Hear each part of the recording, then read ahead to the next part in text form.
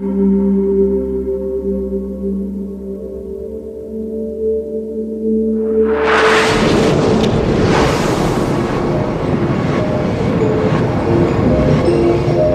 think it's an amazing thing that we're here and that we've been given this gift of this planet. Put your hand up against the sky in the dark and consider what it is to be human on this small space and to be so small.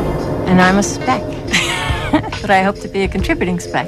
Humans are just one of the many billions of life forms that have been lucky enough to call this planet home. But sooner or later, that luck will run out.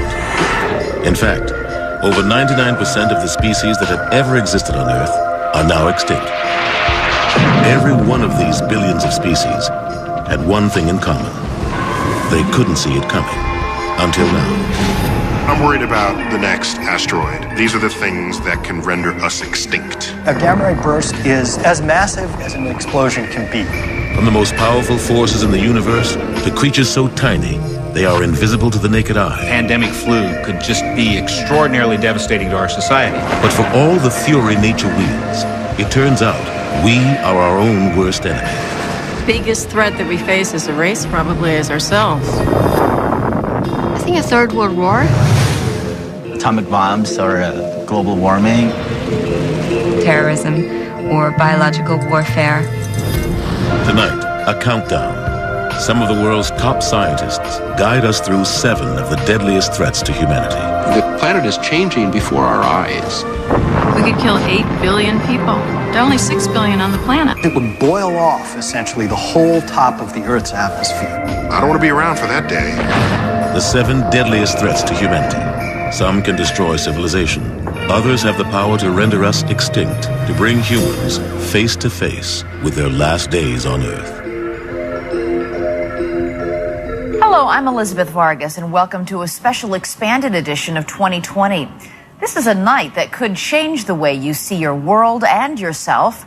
We're taking you on a journey that's both breathtaking and terrifying. For thousands of years, religions, great and small, have been warning believers about Armageddon. Christians, Muslims, Jews all preach that the final days will be marked by chaos, violence, and destruction beyond imagining. But only recently have scientists been able to come up with their own apocalyptic scenarios. Tonight, top scientists from around the world will paint riveting pictures of 7 deadly threats, from the least likely to the most imminent. Some are not likely to happen in our lifetime, but they could wipe out future generations. And by acting today, we could dramatically change our ability and that of our children and grandchildren to survive. When we continue, what's the most deadly force in the universe? This is light, has enough energy to completely decompose the molecules that are the stuff of life. We're talking about the end of all life as we know it. Coming up, number 7 on our countdown.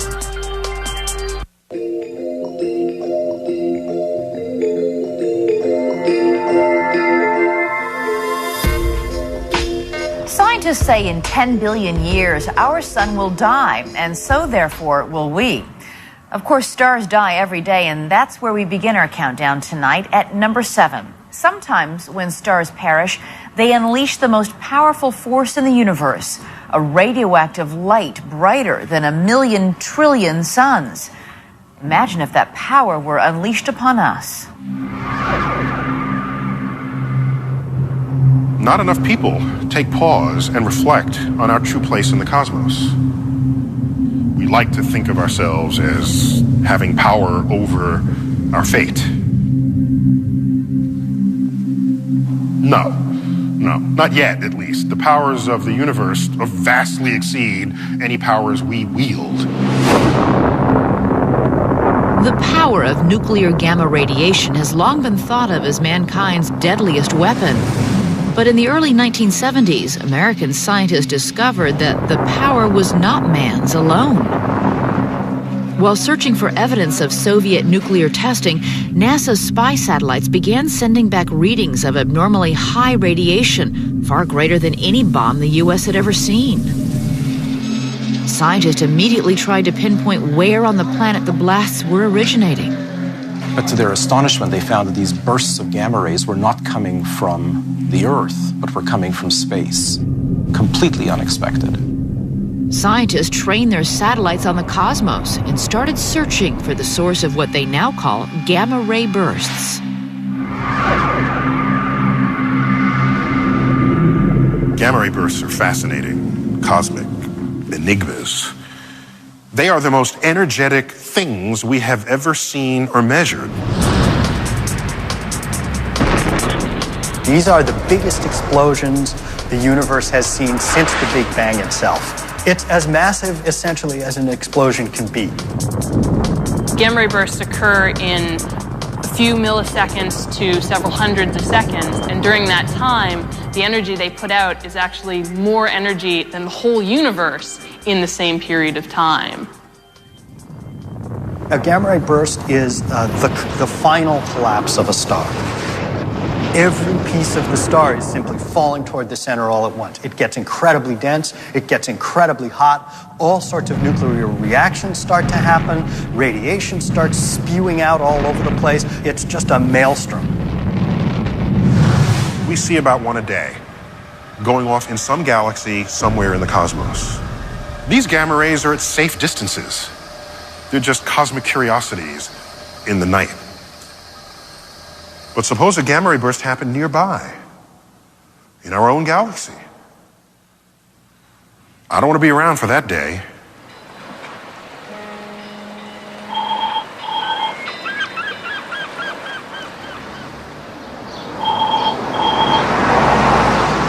Because gamma-ray bursts travel at the speed of light, towns around the globe would have no warning that a cosmic disaster was about to unfold.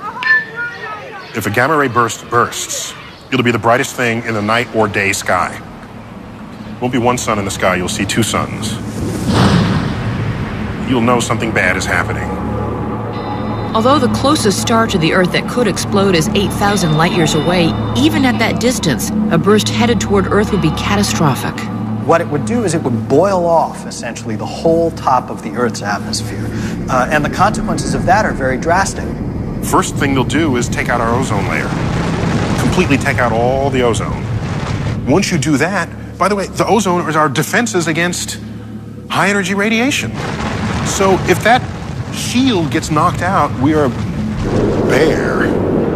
Without the protection of the ozone layer, everyone around you, even those hiding in their basements, would begin to get what looked like a bad sunburn from the gamma radiation as it penetrated into the Earth's crust. This is light, has enough energy to completely decompose the molecules that are the stuff of life.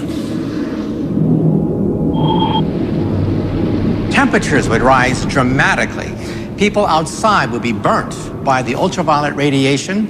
Without an ozone layer, anything with eyes would eventually be blinded. We're talking about the end of all life as we know it. Within days, the radiation would begin to impact every living thing on a molecular level, stopping all cells from reproducing. Our fingernails and hair would stop growing, and worse, the cells in our intestines would stop regenerating, leaving us unable to absorb food or water. Most of the living things on the planet, plants and animals alike, would not survive that kind of radiation.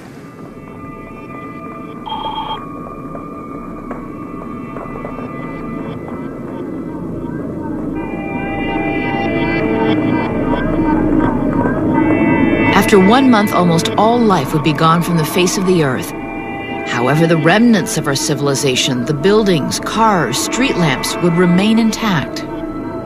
If any life survives a nearby explosion of a gamma ray burst, it would be the microbes that live deep under Earth's surface. There's some hope that life on Earth would continue, but bacteria will rule the world.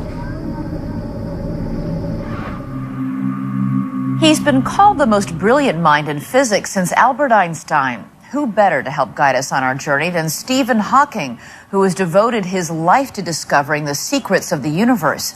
Professor Hawking suffers from Lou Gehrig's disease. He cannot speak. The only way he can communicate is by blinking his eyes, and that takes a while, so we sent him our questions last week, and we can hear his answers now with the help of a computer-generated voice. Professor Hawking, first of all, thank you so much for taking the time to answer these questions. It's really been interesting to get your feedback. The universe, as you know, is a vast and powerful place with forces we're only now beginning to understand. Some of them, like gamma ray bursts that we've been exploring tonight, though extremely unlikely, are still capable of destroying our entire planet as well as us. What do these phenomena tell us about humanity's place in the universe? Events like a nearby cosmic ray burst would be devastating to life on Earth, but they haven't happened in the 4.5 billion year history of the Earth so far, so the chance of them occurring in the near future is very low. The Earth is in much more danger from human action than from natural disasters. Next, a story that will really suck you in. What will your body do in response? Your body will begin to stretch. Your feet would be ripped off of your body, followed by your legs, torso, etc. You're 1 piece, 2 pieces, 4 pieces, 8 pieces, 16, 32, 64. Not only will you not escape, light can't escape.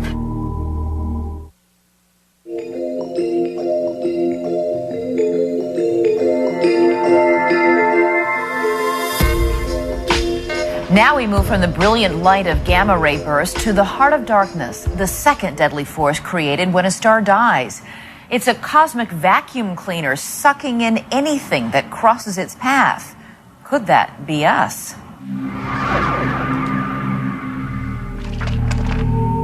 If you look at textbooks from 100 and 200 years ago, they describe the universe as being this peaceful, gentle place. We have come to learn that the universe has no shortage of ways it can kill us. One of the cosmos's deadliest threats is invisible, travels thousands of miles an hour, and devours everything in its path, a black hole. Voracious is one of the best terms to use in describing a black hole. Anything that comes within their gravitational grip will fall in and will be consumed and turned into more black hole. You shoot a nuclear weapon right into a black hole, and it wouldn't even notice. It would be smaller than a pinprick compared to the enormous gravitational pull of the black hole itself. Scientists first discovered black holes in the 1970s, and since then have found tens of thousands of them scattered across the universe. Like a gamma ray burst, they're the death throes of a massive star, but with very different results. Stars, as we come to know and love them, are these balls of gas that are neither shrinking nor expanding. They're in balance. Gravity wants to make them smaller, but the heat created by fusion in the core prevents that from happening. But what happens if the nuclear fuel runs out in the center? Then the star begins to cool. And when it cools, it no longer has the ability to sustain itself against the gravity. And the gravity wins and collapses the star. When a star that was millions of miles across compresses itself down to the size of a single atom, it creates a massive gravitational pull.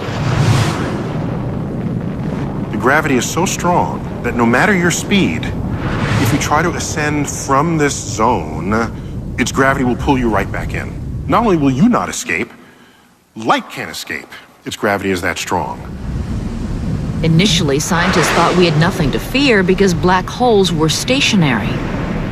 Then in the year 2000, all hell broke loose. At that point, we had conclusive evidence that there are wandering black holes, nomads, renegades, right next to us in our own backyard of the galaxy. But luckily, so far, none of them seem to be heading our way. It would be a bad day for the solar system if we got visited by a black hole. A contest between a black hole and the Earth, Earth would just lose. It's that simple. Let's imagine that it's coming in at, say, 20 or 30 or 40 kilometers per second, about the velocity with which stars move through the Milky Way. Then it's going to take a few decades to move across the solar system. So we'd have 20, 30, maybe 100 years warning, something like that we had a serious problem. Within days of discovering the black hole, scientists would be able to tell us when and how we were going to die. Because the black hole would wreak havoc across the solar system, there would be no escape. It would be very much like seeing a predator come in to your village and not being able to do anything. As the black hole got closer to Earth, its gravity would begin to cause dramatic changes on the planet. The tidal effects on Earth are going to be extreme. The tides on Earth are not going to be feet high or tens of feet high, but they're going to be miles high. And so the oceans will wash over the continents, and that probably would do in most people on Earth. If there were survivors, they would be huddled on the remaining patches of high ground. The psychological effects on everyone would be pretty bad. You'd know that it was over, that basically our existence on Earth as we knew it was over.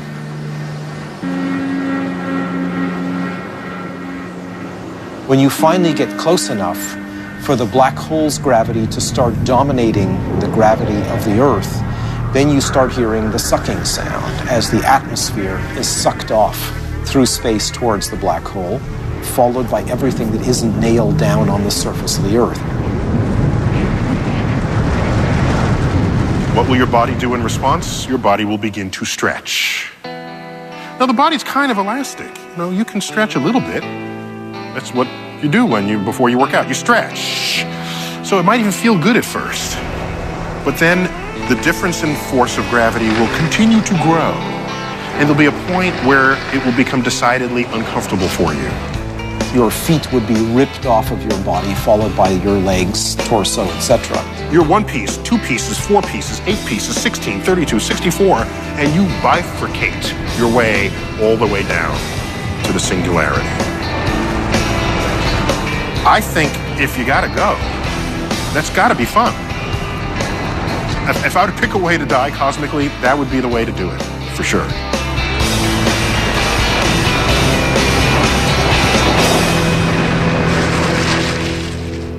If I knew that the world...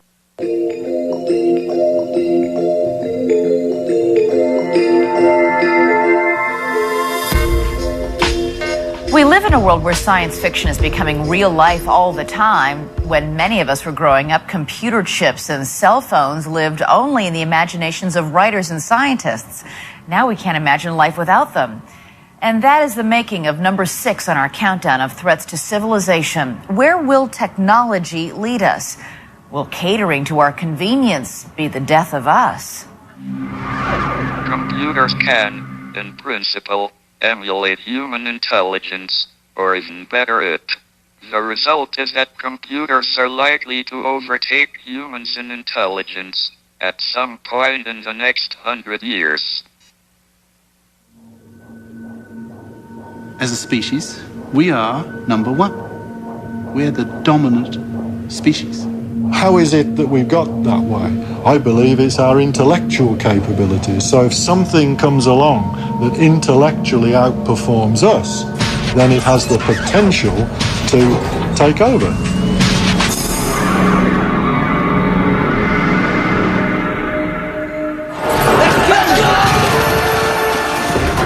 Man versus machine.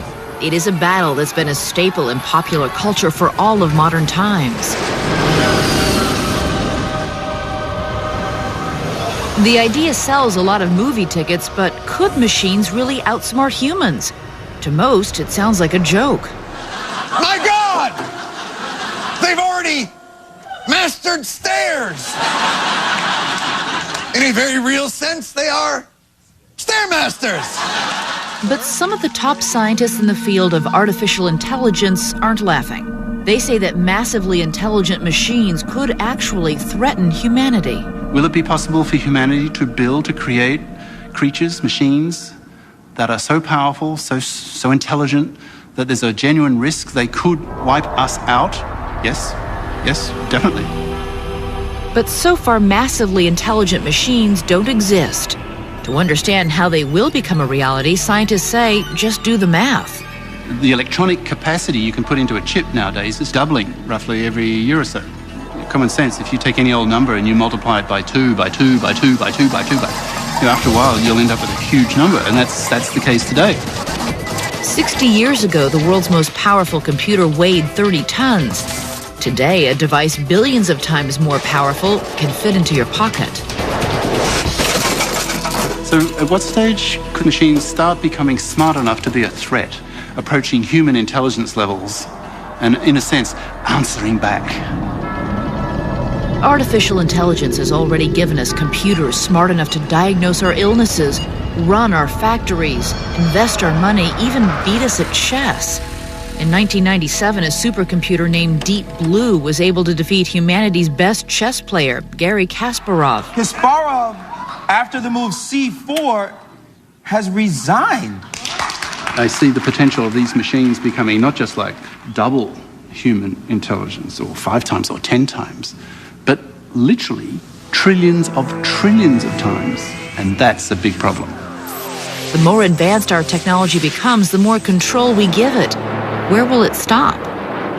What it is really is humans giving up the power, giving up the ultimate decision-making to the machine, and then in the military sense one can see the power to do something about those decisions. The military has already developed a stable of unmanned vehicles still controlled by humans, but the eventual goal of the military is to create a technology which will give machines the power to make life or death decisions on their own. We're setting up machines to do things to humans, and not particularly pleasant things to humans in many cases. I think if they just had a small fraction of humanity in them, machines, then they're going to be awful. Open the pod bay doors, Hal. I'm sorry, Dave. I'm afraid I can't do that. In 1968, director Stanley Kubrick gave us the HAL 9000, a super-intelligent computer known affectionately as HAL. I know that you and Frank were planning to disconnect me, and I'm afraid that's something I cannot allow to happen. In a high-tech version of self-defense, HAL takes charge and outsmarts and kills some of the astronauts. That's one of the major risks, that if we produce these godlike creatures, they may turn against us.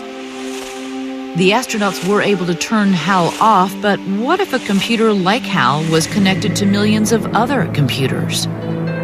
They would virtually be in control of everything, our economy, our medical systems, our water, whatever. So if they took it into their heads to, if they had heads, whatever, into their intelligences to exterminate us, I don't see that being a major challenge for them. Scientists say it would be just like a scene out of the science fiction film The Terminator, only this time life would imitate art. In 1 hour, it will initiate a massive nuclear attack on its enemy. What enemy? Us! Humans! It's like walking towards a sheer drop on a cliff face and saying, yeah, let's put some more intelligence into machines. Everything looks all right.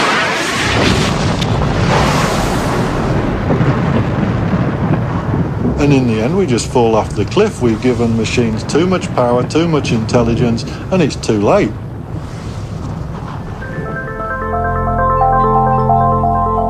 Underneath Yellowstone National Park, there is a force that has the power to plunge the world into darkness. There'd be men's hearts failing for fear. Sheer panic. It would be every man for himself. Coming up, the number 5 threat on our countdown.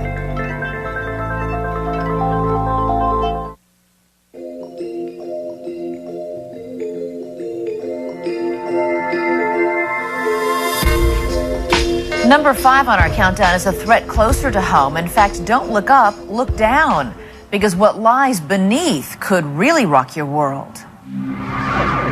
There's no doubt, and many people have said this before, but we exist on this planet purely by nature's consent. If nature decides she's had enough, we're out. Many of the threats we face come from above. However, only one comes from beneath. What we think of as solid ground, the Earth's crust, is only 25 miles deep, and beneath that is a pressurized ocean of molten rock looking for a way out. Occasionally, it finds one. Case in point, Pompeii, on the Bay of Naples in the shadow of Mount Vesuvius. What Vesuvius tells us and what Pompeii tell us is that the worst thing that you could conceive from an active volcano will ultimately happen. August 24th, 79 AD. It started with earthquakes. Hours later, there was a massive explosion. We use the word erupts in our everyday language to describe something that happened suddenly and unexpectedly. Vesuvius erupted into their lives. An entire city frozen at the moment of destruction. The people who died buried in ash, a testament to the frightening power of the blast. But you've only got to look at the dead of the Herculaneum waterfront, where the skeletons, when they've been studied, well, you can see there are scorch marks on the inside of the skull, where the gas cloud came down. It was so hot that it set the brain on fire. And the gases then had to break out from the skull to be released. That's the power locally of something like that. And that's tiny compared to the most modest supervolcanic eruption.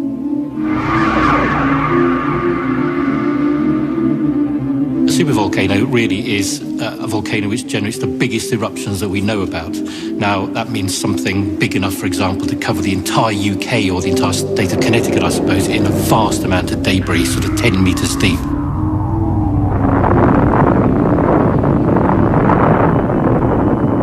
Mount St. Helens looked spectacular, looked devastating, killed around about 60 people, but in fact, a super eruption is at least 1,000 times bigger than that. Unlike regular volcanoes, supervolcanoes are massive canyons or calderas, hundreds of miles across, making them so big they're hard to find. Although scientists estimate there could be as many as 40 scattered around the globe, no one knows for sure. What they can tell us, however, is that sooner or later one will erupt. The bottom line is that when one of these eruptions occurs, it's going to be a global disaster. The only question is when and where.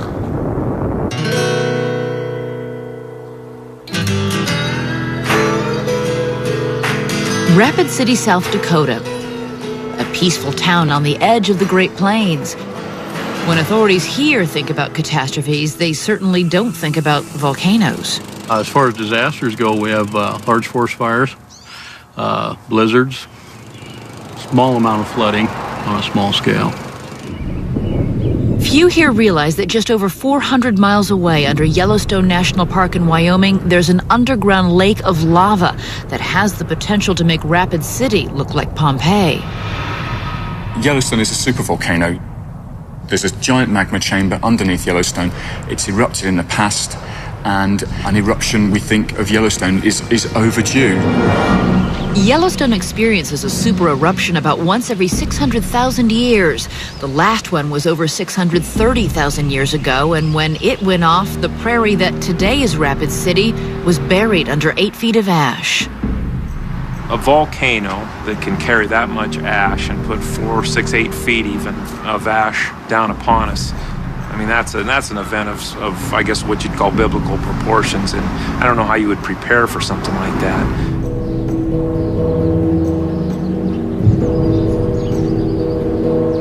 It is especially hard to prepare when scientists can't tell us exactly what the warning signs are. We haven't seen a supervolcanic eruption, so we're not sure about what we will see. But one of the things that we would expect would be increased earthquake activity, an increase in the small geyser eruptions that you get in Yellowstone. The increased seismic activity under Yellowstone would be caused by the massive lake of superheated liquid rock called magma, forcing its way toward the surface.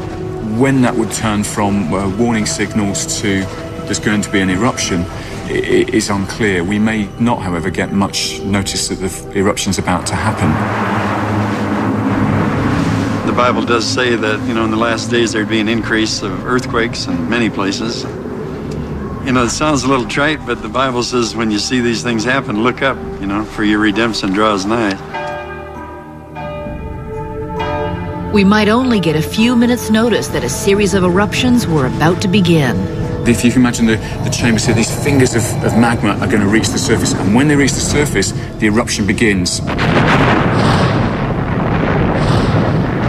One can imagine that rather than there being one spot around Yellowstone, you may get half a dozen of these, or a dozen or more, erupting around the caldera.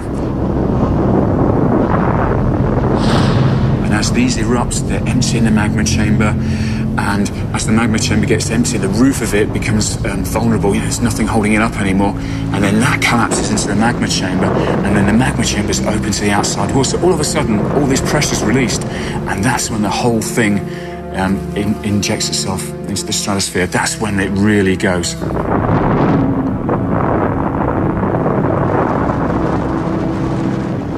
In Rapid City, those watching live television images from the park would suddenly see their screens go blank. These eruptions are so big that you couldn't really see them because you couldn't be close enough to the volcano and watching it and survive. You could watch it from satellite. You could see the volcano erupt, and you can see the ash cloud begin to spread. The explosion would incinerate everything within a 100-mile radius and send a massive cloud of poisonous ash racing across the plains. It would take less than half an hour to cover all of Wyoming and cross into South Dakota. It is 5 hours to get across the state of South Dakota. So I'm not sure you could ever really outrun it. You would have to try to keep people inside. You'd really just try to store up. Definitely there'd be panic. There'd be men's hearts failing for fear, for what's coming on the earth. For emergency personnel in Rapid City, there'd be only one thing they could do as they watched the cloud engulf their town. Say a prayer and hope for the best. You're not going anywhere, so unless you can walk fast. Once the cloud hit, evacuation would be impossible. The drifts of ash would be over 8 feet deep and heavier than snow. The ash would be so thick that it would clog all internal combustion engines, stranding rescuers.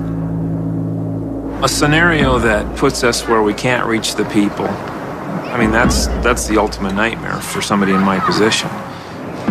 The answer I don't like giving is people are going to go without our assistance. Almost immediately, anyone outside would be suffocated by the cloud of toxic sulfuric ash. People inside would discover that their houses provided little protection. If you're in any building which isn't very, very well constructed, then the amount of ash accumulating could cause the roofs to collapse, and you would die as a result of building collapse.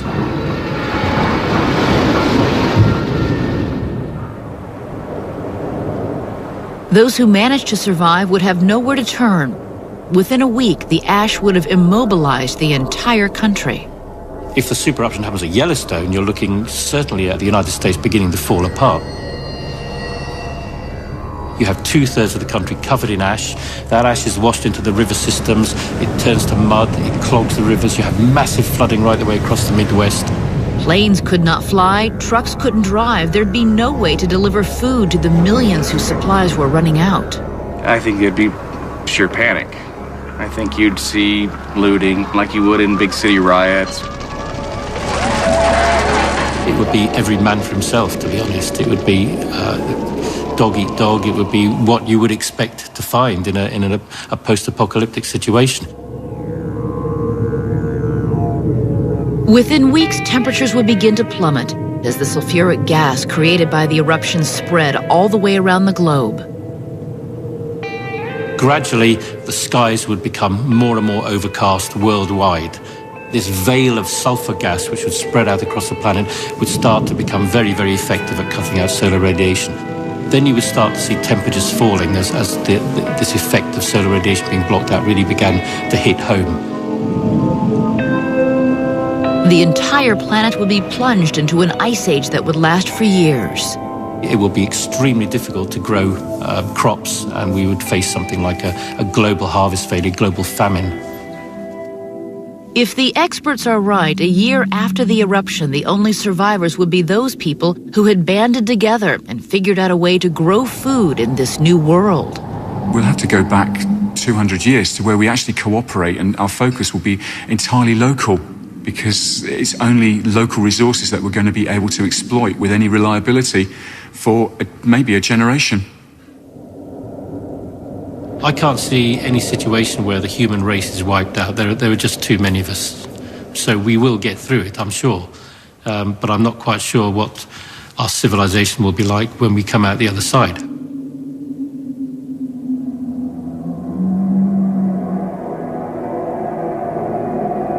When we continue, This asteroid, on Friday the 13th, April 2029, will come close enough to Earth to dip below our communication satellites.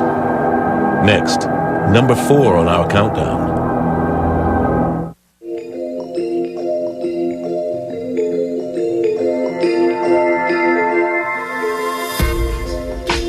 If you want to think of something really humbling, consider this. 99.9% of the creatures that walked the earth before us are now extinct. Some were bigger and more powerful than we are, so why did they disappear? The answer lies in number 4 on our countdown. Could their fate ultimately be ours?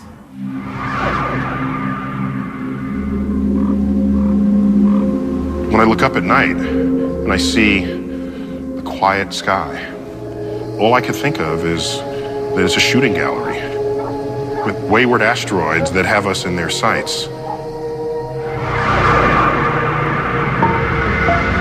Asteroids are chunks of rock believed to be the debris left over from the birth of the planets. They can be as small as a grain of sand or as large as the state of Texas. I'm not worried about the black hole crumbling Earth. I'm not even worried about the gamma ray burst. I'm worried about the next asteroid.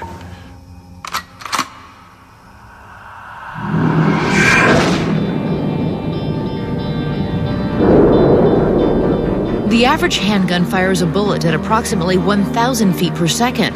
The average asteroid travels more than 60 times faster. And when a large enough one of these cosmic cannonballs hits a planet, the effects are catastrophic.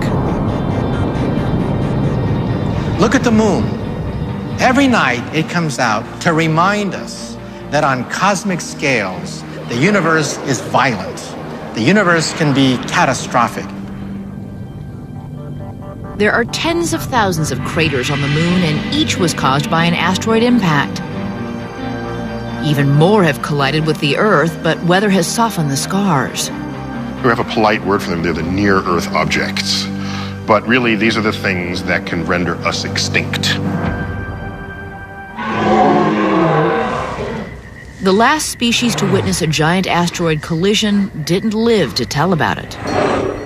65 million years ago, there was a major asteroid strike just off the Yucatan Peninsula. That almost certainly was the primary cause of the extinction of the dinosaurs. One of the few species that survived that impact were tiny scavenging rodents that live deep underground. With their main predator out of the picture, 65 million years later, those mammals evolved to take over the planet. It's this two-edged sword. The asteroid that took out the dinosaurs enabled mammals to form whole branches of the tree of life that led to us. So, do you love the asteroids or do you hate them? To keep us from going the way of the dinosaurs, a network of professional and amateur astronomers around the globe are combing the galaxy. They map and name every asteroid they find, and so far they've located more than 100,000. One was discovered recently, the end of 2004. Fine, it was a new asteroid. Who cares? Until you start plugging in the orbital parameters into your computer. You plug those in and then you watch where it goes. You can project forward where you expect to find this thing in the future. You know what we found? This asteroid, on Friday the 13th, April 2029, will come close enough to Earth to dip below our communication satellites in orbit around Earth. This asteroid, called Apophis, will just miss us on this go-round. However, depending on how the Earth's gravity affects its orbit, we may not be so lucky when it returns 7 years later. Depending on exactly where it passes in 2029, there's a decent chance, small, but a very noticeable chance, 1 in a few thousand, that it will then strike the Earth in 2036, actually on April 13th again. If Apophis does hit the Earth in 2036, the effect would be devastating. It would create a tsunami hundreds of feet high that could race across the ocean at supersonic speeds. It's big enough to create the worst damage to life on Earth in recorded history. While the impact could wash away large parts of California, Apophis is not big enough to wipe us out completely. And luckily, odds are we'll dodge this bullet. But scientists say sooner or later, Earth will be in the sights of a much bigger asteroid, one big enough to wipe out civilization entirely. So what is humanity doing to address this deadly threat? The number of people worldwide who are working actively on this problem is enough to staff one shift at a McDonald's. And that's about accurate. If we discovered tomorrow that a huge asteroid was hurtling toward Earth, the world's attention would turn toward NASA astronauts Ed Lu and Stan Love, who've developed what experts say is perhaps the best plan to save the planet. But here's something that we have a chance to not just control, but prevent. The asteroid will miss the planet, no damage done whatsoever, if we can do this properly. Regardless of what we see at the movies, the one thing we don't want to do is blow the thing up. All that would do is transform one big asteroid into thousands of smaller ones that could cause even more damage. Instead, these NASA astronauts say that with enough advance warning and a big enough ship, they could fly millions of miles into space, rendezvous with the asteroid, and use the ship's gravity to nudge it slightly off its deadly course. The tiny gravitational pull between the asteroid and the spacecraft will be enough to pull an asteroid onto a new orbit so that 10 years later the asteroid misses the Earth rather than hitting it. That's the theory anyway, but it's still just a theory. There is no spacecraft yet, not even a blueprint. If we can put their plan into action, perhaps it will save humanity. If they fail, scientists would know decades in advance the moment of impact, leaving each of us to live with the knowledge of the exact day our world was going to come to an end. There'd probably be a lot of people who were, sort of, well, let's party. We don't have much time left. There'd be other people who say, well, I'm going to spend my time praying. There'd probably be other people who were, determined to survive and, would go and try to find some way to optimize their chances. Even though there'd be little chance for survival, it's difficult to imagine that humanity would go down without a fight. Regardless of our chances, some would probably try to build self-sufficient communities deep beneath the Earth. As our expiration date grew nearer, governments might collapse and the money they back might become worthless. And society would have to discover a new set of rules. I think as we get closer, as that sand of time runs out of the hourglass, it'll be much harder to enforce the rules and to continue the behavior that we had up to that time. How would you behave if you knew the date of your death? Would you go to work, pay your bills, mow your lawn? As the final days approached, would our lives descend into chaos, or would we band together and look for something more? I think what's going to happen is if we see this asteroid coming, and we're in a situation where we're not really sure what to do, we're going to look for love. We're going to look for understanding. We're going to kind of hold on to what we have, and for those people that have no one, they're going to frantically search for the comfort that they can have as time slowly ends. Finally, one day, all of those left on the surface would wake up and know that it was the last day. Then the last hour, and then the last minute. I like what they always show in Hollywood. As the asteroid comes, people hear it and they look up and they see this flaming ball moving. These objects are moving 10, 15 miles per second. That is hypersonic. You're not going to hear it, you're not going to see it. It takes it a few seconds from when it first hits the top of the Earth's atmosphere to when it actually touches down. During those few seconds, it glows, not red hot, not yellow hot, white hot, getting up into violet hot. And that is so hot that if you were anywhere on Earth in the big circle of maybe 1,000 miles diameter, where you could actually see this thing coming down, the heat and light coming off of it would just burn you to death immediately. Then it hits, and it starts digging the crater. It takes a long time for a big crater to form, maybe a minute, as the Earth, what you think of as solid rock, gets splashed out by this enormous impact. There would be massive tidal waves and earthquakes, but the worst part would be the gigantic mushroom cloud of debris that would reach all the way into space. An asteroid that size is large enough to thrust large quantities of Earth's crust into the atmosphere. Within as little as an hour, even people on the opposite side of the planet would begin to feel the effects of the impact. You look up at the sky, and you might see a few shooting stars. Even as daylight, you might see a few shooting stars. Quickly thereafter, you see like 10,000 shooting stars per every square centimeter, several tens of thousands per every square inch. So the entire sky is just be little streaks of shooting stars that flash up into a rosy red glow, which would look and feel like someone had shoved you into a self-cleaning oven being cleaned. The falling debris would burn up in the upper atmosphere, creating a layer of fire that would blanket the planet. 60 miles below the surface of the Earth would spontaneously ignite into a worldwide firestorm.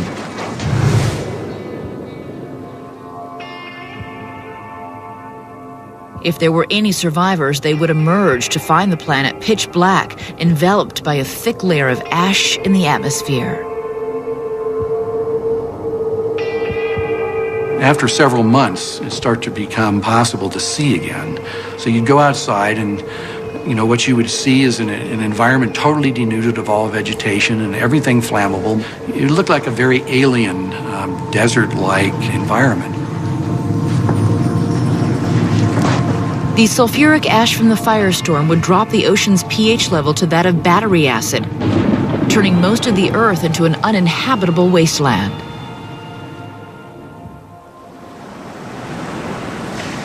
After thousands of years, the Earth would return to a state where it could once again support life as we know it. And while there are some creatures in existence today that may survive to see this new world, the most powerful, humans, would have likely vanished.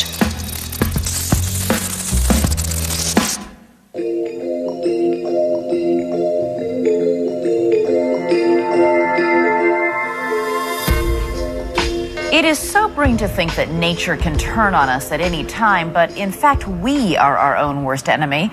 So now we turn to the final three on our countdown, the kinds of destruction we are wreaking upon ourselves. First, we grew up fearing that nuclear war between the superpowers would annihilate us all. Today, that threat is far from eliminated.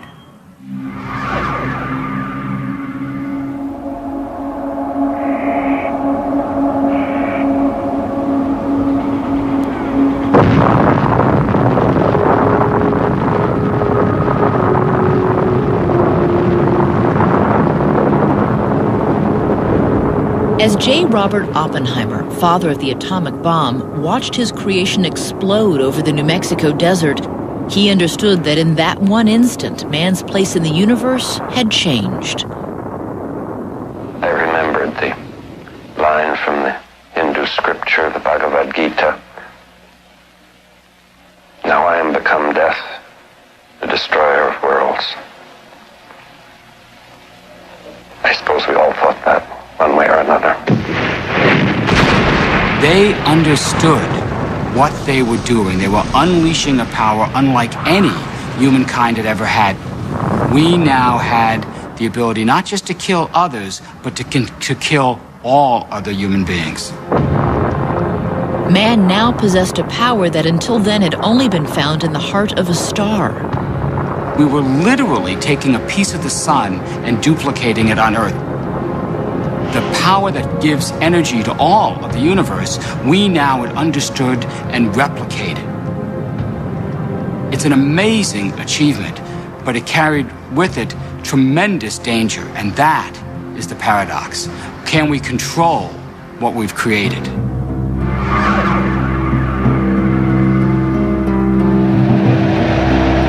From the start, it was clear that we could not.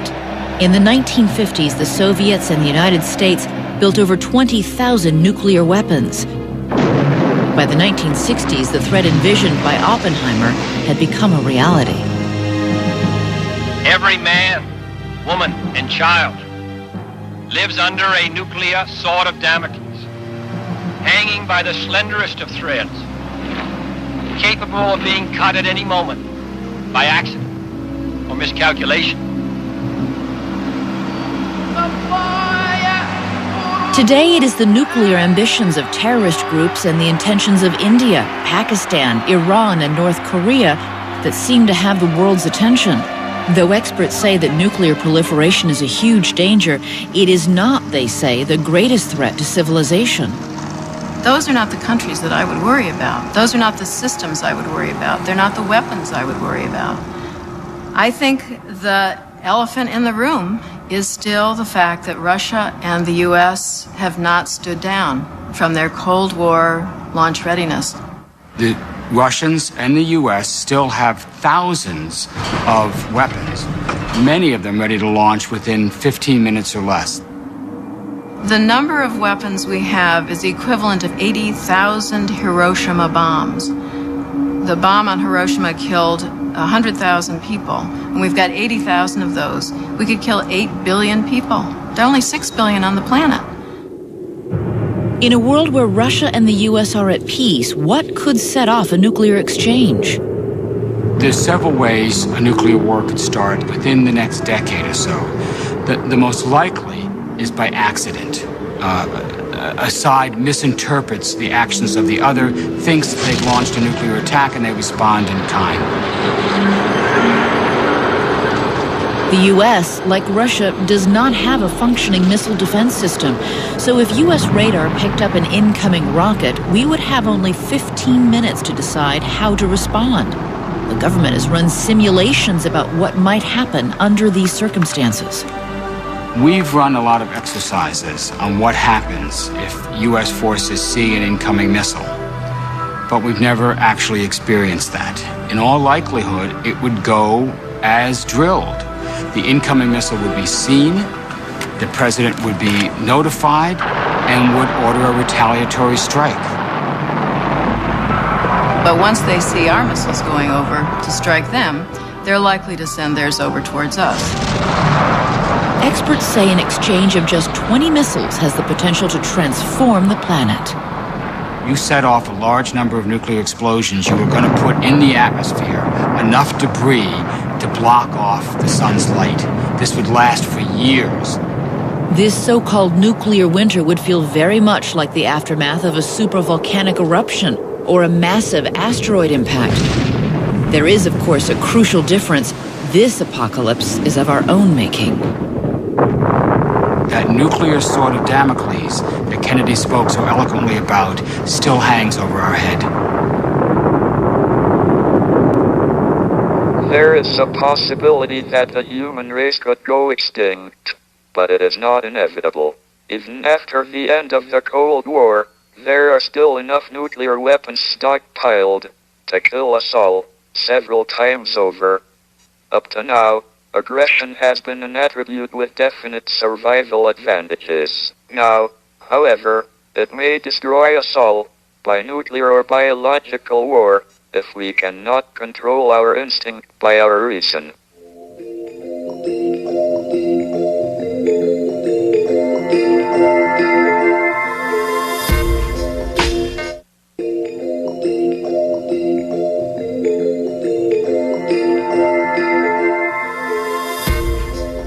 The Old Testament in the Bible says that when God wanted to show the Egyptians who was boss, he visited 10 plagues upon the land.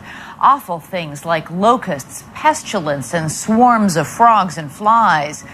As horrific as those sound, they're nothing next to number 2 on our countdown, the modern day plagues that may destroy us. And they're not sent from above.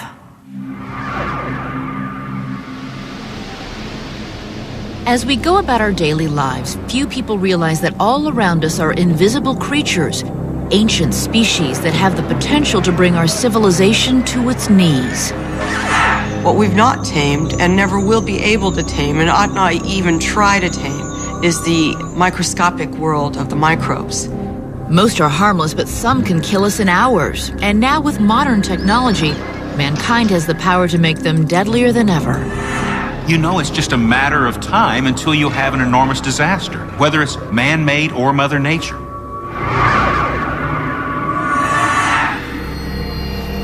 The World Health Organization predicts millions could die. 11 flu outbreaks in birds just in the last month. If left unchallenged, this virus could become the first pandemic of the 21st century. This year, the H5N1 strain of avian flu has been causing a worldwide panic. But why are health officials so frightened? For the answer, experts say you only have to look back 90 years. In 1918, we had one of the greatest pandemics ever to hit Homo sapiens. It wiped out perhaps 40 million people. More than that died from World War I. The flu hit some cities so hard the dead bodies overflowed from the morgues. Caskets were lined up in the streets. We had little caskets for the little babies that stretched for 4 and 5 blocks. This global tragedy was caused by a flu that killed less than 3% of the people who caught it. Experts say the current avian flu could be many times more lethal, and that it has the potential to be the deadliest pandemic mankind has ever seen. And even if we dodge this bullet, another deadly disease will surely emerge. In fact, experts say we are overdue. Pandemics are like earthquakes, hurricanes, and tsunamis. They occur. There have been 10 of them in the last 300 years. We know we're going to have more in the future.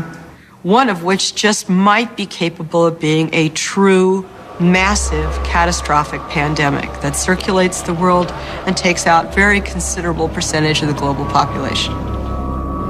But as lethal as Mother Nature can be, today man can be much more deadly.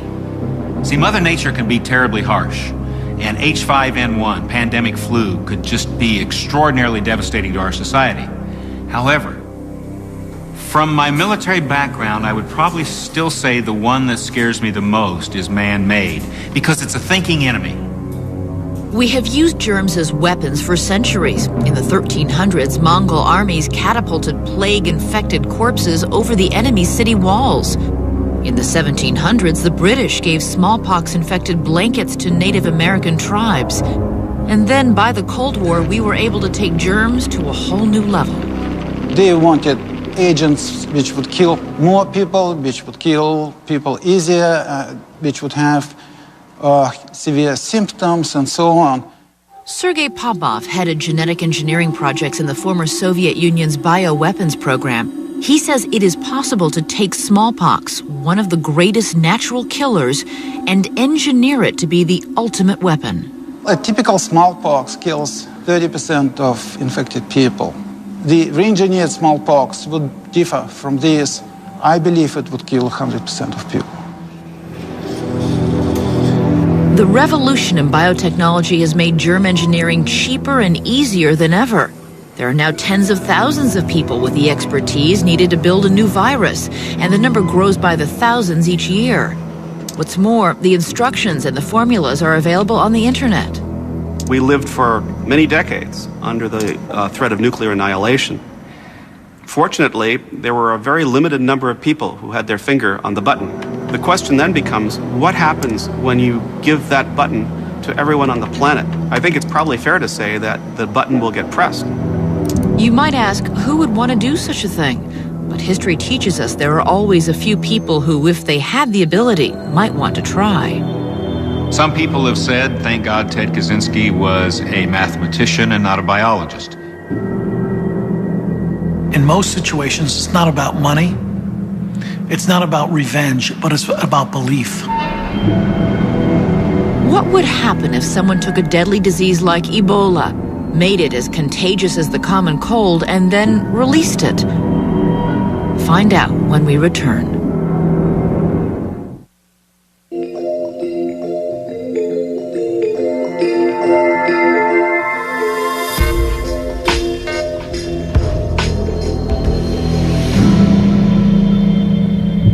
Somewhere out there in a secret lab, a highly trained individual bent on destruction could be plotting mass murder on a global scale.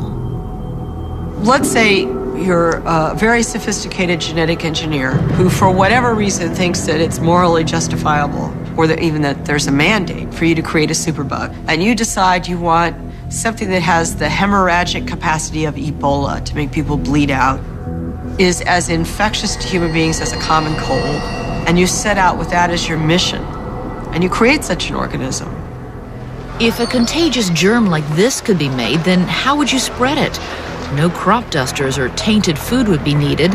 It could start with just one infected person and be set loose simply with a sneeze. The best way to move a disease is probably an infected person incubating something. You don't have to worry about breaking the vial. They would select places where a lot of people move through. Subway systems, airports. Whether it was a deadly flu or a man-made killer germ, once it gets out in today's world, it would be practically impossible to stop. The infection would start in a single place, one village, one town, or one city. We will pick that up probably in the first days. There are some who believe we can stop it there by moving certain drugs in. We have this incubation period for pathogens that can go from 3 days to 3 weeks before you have symptoms. Much of your society is going to be infected before you ever know it. With air travel and transport, it'll be around the globe within days or weeks. As news broke that people were dying of an incurable infectious disease, many government leaders might close their borders and international travel might grind to a halt. All of this would be very much in our face, on the news, in the newspaper. First is going to be mass panic. People getting on the telephones, calling people to find out if there's anyone selling any kind of pill, any kind of gas mask. And with no way to stop the spread of infection, it would be in our backyard in days. Now imagine it's Kansas City, and you're comfortably in your home in Chicago, watching it on TV and thinking, it's coming. It's going to be here in Chicago.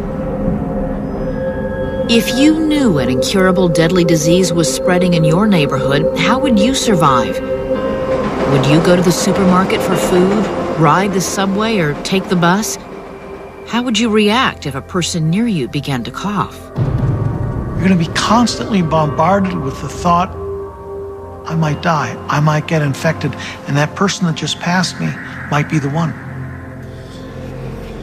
The gut-wrenching challenge of holding a child in your arms who's dying of something for which there is no help would be overwhelmingly difficult. Hospitals would be overrun with the dying and the dead, and hopes would surely turn to scientists who would be racing to find a cure.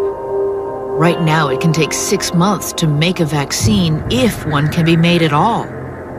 By then, billions could already be dead. We might get the solution eventually, but not fast enough. Yet whether it's a lethal new influenza or a man-made synthetic disease, modern medicine will still be our best hope for survival. The biotechnical revolution is without question a dual-edged sword. We're going to see enormous advances in biotechnology in the next decade. The unfortunate side is, to virtually all of that biotechnology, there's a dark side.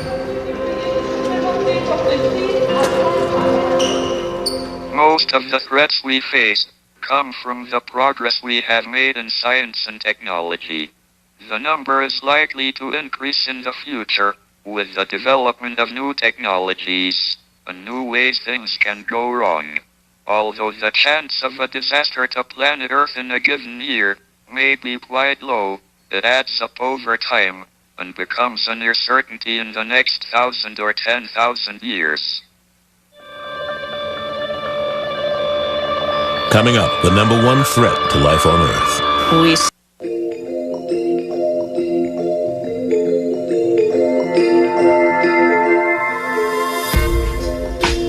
Tonight we've survived cosmic calamities, terrestrial terrors, and microscopic menaces.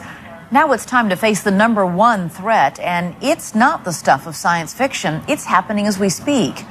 There's widespread scientific agreement that this is the most immediate threat to life as we know it. Meet the enemy.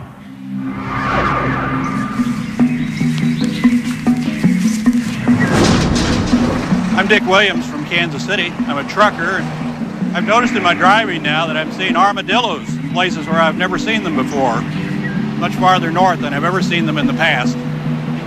Why the armadillos are moving north? I don't actually know the answer to that.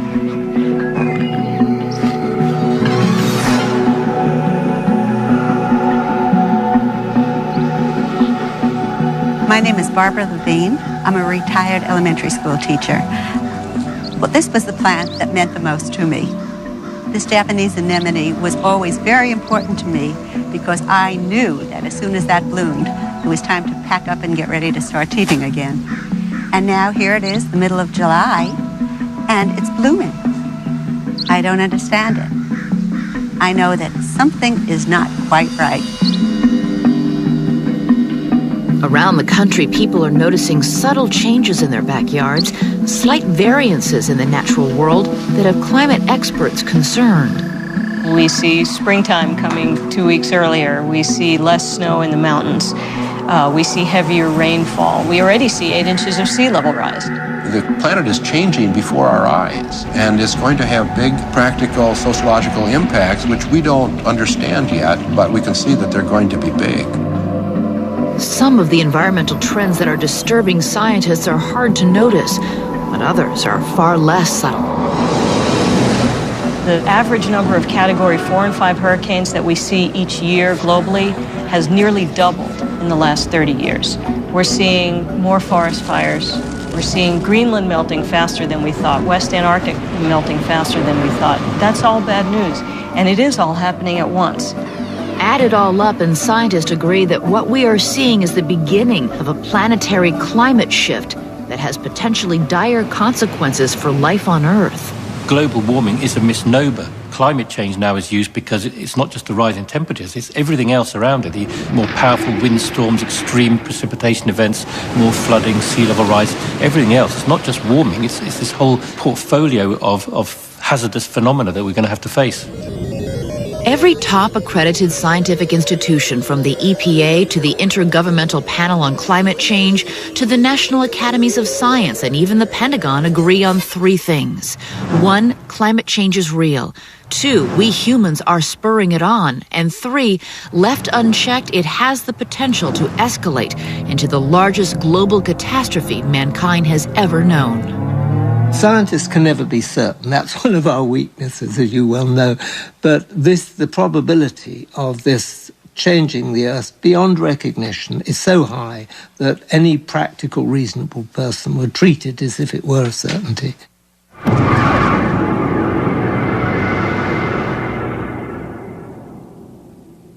I think this threat of human-induced global warming is largely manufactured. I don't think it is real. Does global warming exist, or is this just a liberal scare tactic? There's no scientific consensus about what causes global warming or how it will affect our lives. I find it extraordinary that anybody can regard global warming as climate change as a debate. Clearly, it isn't a debate. There's no credible debate about whether it's warming and about whether it's because of human activity. That's very clear. You have the entire climate science community pretty much on one side, and on the other side you have what must now be half a dozen mavericks who are pretending it's not happening. It's a hoax. A total hoax. Total hoax. It's an outrageous lie. Every time you address the Holocaust, you don't bring somebody in that says it didn't happen. And we're at that stage now. We have Holocaust deniers, we have climate change deniers. And to be honest, I don't think there's a great deal of difference. Is there any doubt among scientists that global warming is occurring, that it's dangerous, and that humans are causing it to happen? No, the debate is over. Since losing his bid for the White House, former Vice President Al Gore has been spending most of his time on this issue, in the press, on the page, and even in your local theater. I am Al Gore. I used to be the next president of the United States of America. Gore says this isn't the first time we've seen the interests of big business come into conflict with such a widespread scientific consensus. The illusion of a debate has been purchased with millions of dollars a year spent by a few of the largest and least responsible polluters who want to fool and confuse the American people. Do you believe nicotine is not addictive? I believe nicotine is not addictive. I believe that nicotine is not addictive. I believe that nicotine is not addictive. It's exactly the same thing that the tobacco companies did after the Surgeon General's report provided an end to the debate over smoking in hell, and yet for decades they were able to purchase these quasi-scientists who would say things for money. Well, can you say that you don't believe, or there is no conclusive proof that cigarettes are harmful? I would say that. Today, everyone knows that cigarettes are highly addictive and can cause cancer, but many believe the cause of global warming has been obscured by a disinformation campaign waged by some of the big coal and oil companies. However, it is no secret among scientists what is responsible: a gas in our atmosphere known as carbon dioxide. But what's so bad about CO2?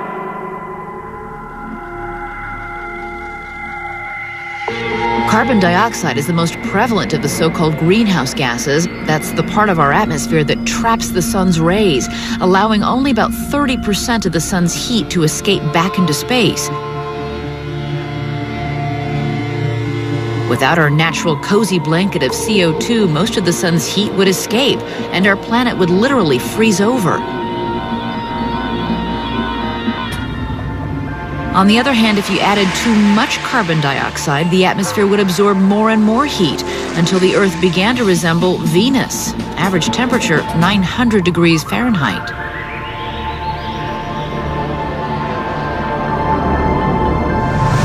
By analyzing ancient Arctic ice samples, scientists have been able to track both the temperatures and the CO2 levels going back thousands of years. This data shows periods of natural warming and cooling, but one trend is indisputable. Whenever the carbon level rises, the temperature rises as well.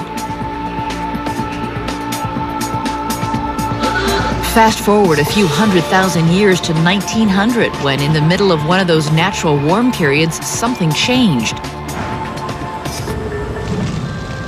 Mankind suddenly started producing massive amounts of CO2. Today, as your program airs, we in human civilization will put up into the atmosphere of the Earth more than 70 million tons of carbon dioxide or global warming pollution. In one day? In one day. Every single day. As it has for millions of years, the planet's temperature is following the carbon dioxide level, but this time into uncharted territory. If we look back over the last 20 years or so, 15 or thereabouts of the hottest years on record have been over that period. Virtually every year now is hotter than the previous year. In the nation's capital, 100 degrees with humidity feels like 113. Temperatures have hit dangerous levels from St. Louis to Memphis and from Raleigh to New York. The first half of 2006 was the hottest ever recorded, and scientists agree that because of the CO2 already in the air, it will get hotter for at least another several decades. While that's very bad for us, it will be devastating for creatures like the penguin and the polar bear, whose habitat is literally melting away beneath their feet. New data shows that the Greenland and West Antarctic ice sheet are melting faster than anyone expected. Each holds over 600 quadrillion gallons of water and has the potential to cause a dramatic rise in sea level. A year ago, it was thought that it would take 1,000, maybe up to 3,000 years for the Greenland ice sheet to melt. But research undertaken and published in just the last 12 months shows that the rate of melting, the rate of movement of the glaciers is accelerating so much that it could melt within a couple of centuries. And some scientists believe that if we do not act immediately, it could be much sooner. It could be 100 years from now, or it could be a few decades from now. And if you get even a significant fraction of that in the next half century, it's going to be big sea level changes. If the Greenland ice sheet melts entirely, that's 20 feet of sea level rise.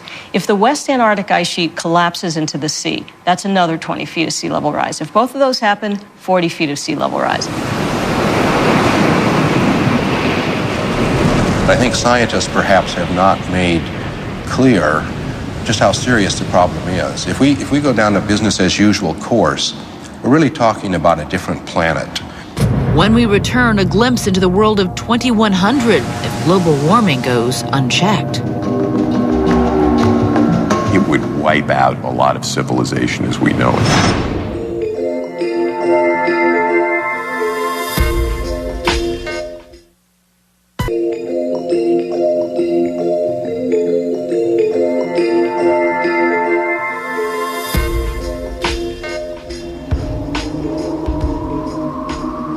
In the winter of 2005, scientists made a frightening discovery. Increasing global temperatures were causing the Greenland ice sheet to melt at an alarming rate. With the help of satellite sensors, scientists saw that the glaciers had softened to the point that they risked a sudden collapse. If that happens, it would cause a catastrophic rise in sea level. If we continue on business as usual, it will be this century, and very possibly before the middle of the century. You mentioned the sea level would rise 20 feet alone if Greenland melted. How does that affect the world? Well, that kind of an increase would inundate most of South Florida, most of South Louisiana, parts of Manhattan. In the low countries of Europe, like the Netherlands and Belgium, they would be almost completely covered. In China, 250 million people would be underwater, almost the entire nation of Bangladesh. It's even been speculated that if the sea level rise occurred fast enough, some major cities might have to be abandoned, like, for instance, London, because it's too complex and too expensive to build the seawalls as high as are necessary. Are you going to build a wall 25 meters high around Florida? I don't think so. You're talking about hundreds of millions of refugees. I mean, that's huge. I mean, I think it's impossible to imagine a strain It is. on the system quite that big. It really is. We have seen what happened when 100,000 people were displaced from New Orleans and the Gulf Coast communities. And it's difficult to imagine a couple of 100 million.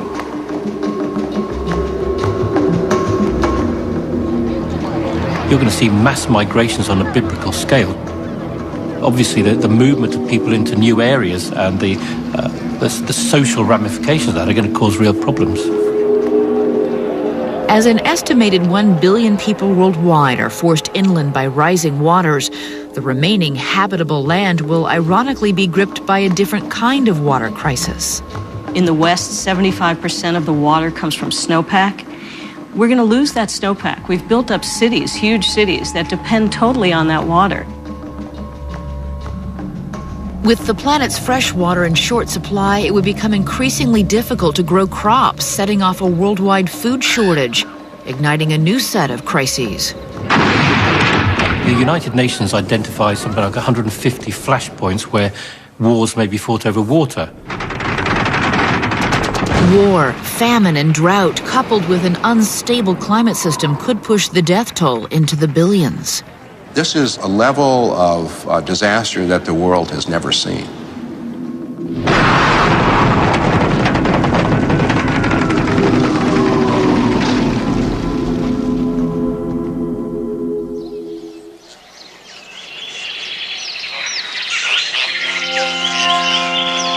The future is by and large in our hands. We can choose between a modest warming and a radical warming.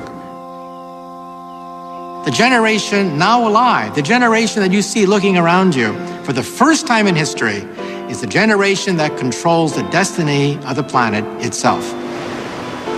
And unless we are careful, our children and grandchildren may say to us that we ruined everything. I think the greatest tragedy in the universe would be to realize that we have enough intellect and enough technology to save ourselves from a killer asteroid, but not enough intellect to save us from ourselves. If we're smart enough to go to the moon, if we're smart enough to build the internet, we really ought to be smart enough to stop global warming. Reducing carbon dioxide output is not rocket science. The technology needed for cleaner engines, efficient power, and sustainable development exists on the shelf today. We're driving cars that get 20 miles to the gallon. They could be getting 80. That could save 3/4 of the oil we use in our cars. So there's so much that we can do. That's really simple. In order to get the Earth's climate back on track, each of us individually and as a nation will need to learn how to meet our food, transportation, and electricity needs without filling the air with CO2. While cities like Portland, Oregon have made great strides in reducing emissions, and various states have introduced legislation to help reduce CO2, the problem has yet to be addressed on a national scale. We haven't even tried to live sustainably yet, and that's what we will have to do. That's the lesson we have to take from this crisis that we're in. But even if we find the political will to make the necessary changes in the United States. I mean, what about China and India? China's putting a new coal plant online every single week. So even if we change, if the rest of the world isn't doing it, what good is it going to do? In order to convince China and India to help solve this problem, we have to provide leadership, moving first and gaining moral authority to require the others to join. It's obviously not going to be easy, but I think it is possible.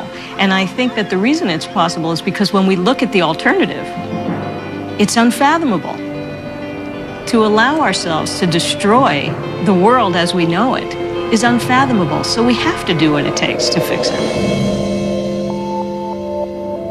We have to reverse global warming urgently, if we still can.